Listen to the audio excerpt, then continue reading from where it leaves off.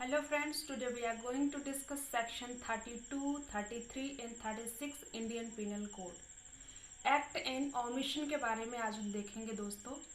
किसे एक्ट कहेंगे एंड किसे ओमिशन कहेंगे, कब कोई एक्ट ऑफेंस होगा एंड कब कोई ओमिशन ऑफेंस होगा। आपने एक्ट के बारे में सुना होगा कि कोई एक्ट करके ऑफेंस हो सकता है, लेकिन ओमिशन के बारे में आप भली भांति परिचित नहीं होंगे। देखते हैं हम section 32। Word referring to act include illegal omission in every part of this code except where a contrary intention appears from the context words which refer to acts done extend to illegal omission। कार्यों का निर्देश करने वाले शब्दों के अंतर्गत अवैध लोप आता है।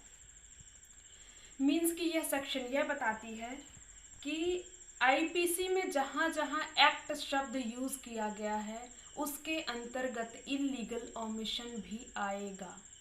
अगर सपोज आप कोई कार्य करते हैं, मीन्स कि मार के किसी की हत्या करते हैं, वो भी ये एक्ट हुआ। बाय एक्ट आपने किसी का मर्डर किया और किसी को भूख से खाना ना देकर मार डालना, ये इलीगल ओमिशन किया आपने। ओमिशन करके, लोप करके किसी की मृत्यु कारित की। फ्रेंड्स, हम नेक्स्ट सेक्शन देखेंगे, सेक्शन 33।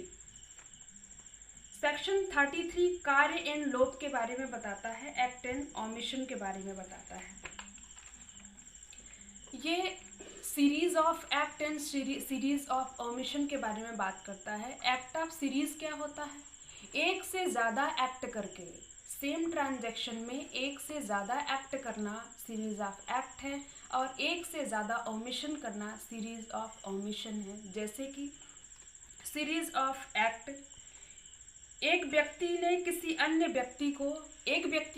अन्य व्यक्ति को 7 बार चाकू मारता है, 7 बार चाकू मारा है, तो वो चाकू मारने के लिए 7 बार पनिशेबल नहीं होगा, वो केवल एक ही बार पनिशेबल होगा। एक ही एक्ट किया है उसने, भले से ही 7 बार वही कार्य किया है, लेकिन कार्य एक ही है, इसलिए हम अलग अलग पनिशमेंट ना देके उसे एक ही पनिशमेंट दिया जाएगा। And act of omission, act of omission means होता है एक से ज़्यादा बार किसी एक्ट का लोप करना, जिसके लिए हम लीगली बाउंड हैं, जिस कार्य को करने के लिए उसे ना करना इलीगल ओमिशन है, और एक से ज़्यादा बार उसका ओमिशन करना सीरीज ऑफ ओमिशन कहलाता है। जैसे कि फॉर एग्जाम्पल, आपने एफआईआर दर्ज कराई, आप एफआईआर दर्ज कराने थाना प्रभारी के पास जाते हैं और थाना प्रभारी इनकार कर देता है एफआईआर दर्ज करने से। आप नेक्स्ट डे भी उसी एफआईआर के लिए जाते हैं, वो नेक्स्ट डे भी मना कर देता है, आप थर्ड डे भी जाते हैं और वो तब भी मना कर देता है, लेकिन वो सीरीज ऑफ ओमिशन है, एक ही ओमिशन है, एक ही लोप है, एक ही कार्य का लोप वो बार बार कर रहा है, इसलिए वो सीरीज ऑफ ओमिशन में भी, और एक ही एक्ट नहीं कर रहा है वो। आप एफआईआर कराने जा रहे हैं, आज भी गए, कल भी गए, परसों भी गए, और वो नहीं कर रहा है, तो एक ही कार्य का उसने लोप किया है, इसलिए वो एक ही एक्ट के लिए पनिशेबल होगा, एक ही ओमिशन के लिए वो पनिशेबल होगा। नेक्स्ट सेक्शन है 36। 36 है जब कोई इफेक्ट कारित किया जाता है पार्टली एक्ट के द्वारा एंड पार्टली ओमिशन के द्वारा।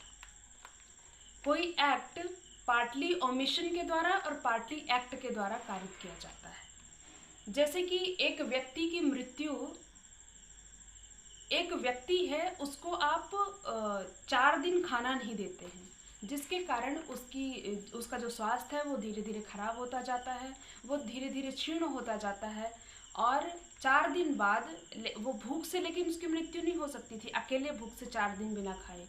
अब 4 दिन बाद उसको आप पीटना स्टार्ट कर देते हैं, जिसके कारण उसकी मृत्यु हो जाती है। तो केवल ना तो अगर आप स्वस्थ व्यक्ति की पिटाई करते तब उसकी मृत्यु नहीं होती, और केवल भूख से 4 दिन ना खाने से कोई व्यक्ति नहीं मर सकता था, इसलिए हम कह सकते हैं यहाँ की पार्टली आपने एक्ट द्वारा और पार्टली ओमिशन द्वारा किसी व्यक्ति की मृत्यु कारित की है।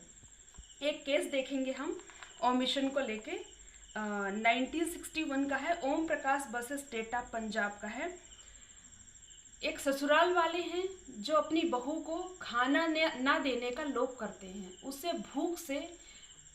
भूख के कारण वो अस्वस्थ हो जाती है, बीमार पड़ जाती है और डॉक्टर के पास ले जाया जाता है। तो डॉक्टर बोलता है कि अगर 2 दिन और इसे खाना नहीं मिलता तो इसकी मृत्यु भी हो सकती थी। लोअर कोर्ट ने डिसाइड किया कि इस वजह से केवल मृत्यु धीरे धीरे अगर आप किसी को खाना नहीं दे रहे हैं, इतना भी अपर्याप्त खाना नहीं था कि उसकी मृत्यु हो जाती। लेकिन सुप्रीम कोर्ट ने डिसाइड किया इस केस में कि ये उस महिला का मर्डर अटेम्प्ट टू मर्डर किया गया है, हत्या का उसके साथ प्रयत्न किया गया है। उसे धीरे धीरे खाने का लोभ करना या कम खाना देना और जिससे उसका स्वास्थ्य खराब हो जाए या फिर वो कमज़ोर पड़ जाए, ये कहीं ना कहीं अटेम्प्ट टू मर्डर के अंतर्गत आता है। ये ओम प्रकाश वर्सेस पंजाब स्टेट 1961 के मामले में सुप्रीम कोर्ट ने डिसाइड किया।